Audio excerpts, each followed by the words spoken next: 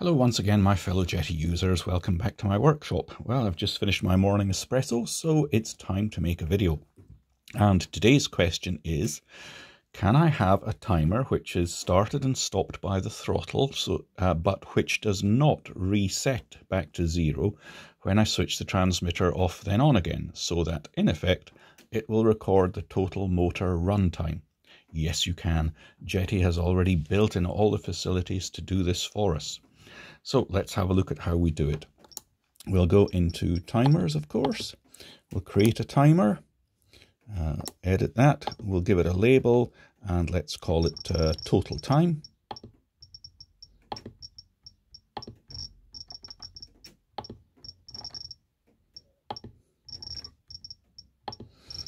In fact, let's call it total motor since it's going to be run from the throttle stick. Say OK to that, and it's going to be a count up timer, so initial value 0, no target value. Standard, meaning that when we pull the throttle back it will stop the timer. If we changed it to free running we wouldn't be able to stop it. Report type, you can choose what you want. There's none in this because we're not after any voice or beep reports. And the switch, of course, is going to be the throttle stick, so we do that, move the throttle stick. Now at the moment it only switches on way up there. We want to change it to proportional. Put the throttle where you want the timer to start, as you can see the little bar moving. And put it, say, there, and press this button. And that sets the switch on point to where we actually have the stick. So when we move the stick forward, it switches on, move the stick back, it's off. So stick fully back, it's off, stick a bit forward, switches on. There we go, like that. And I'm going to come back to this in a second, but that's all we'll do for the moment. So if we say OK to that, and we can see now on the front screen we've got a total motor timer. I'll open the throttle, it starts, close the throttle, and throttle right off, it stops. OK, menu, timers, let's create another one, so plus that. And this one we'll call flight time.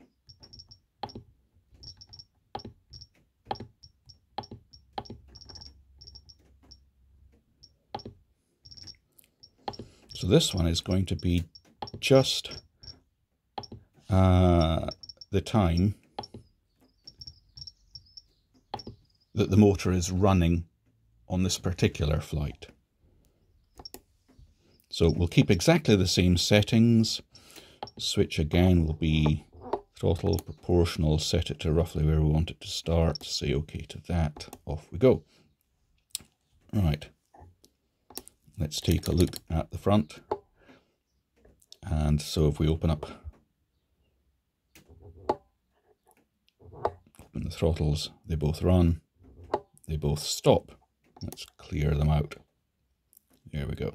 So they're both back to zero. Now, how do we stop the total motor timer from resetting back to zero, as the flight timer will do, or we want it to, when we switch the transmitter off then on again? It's all in a crafty little setting. Come back to timers, look in tools.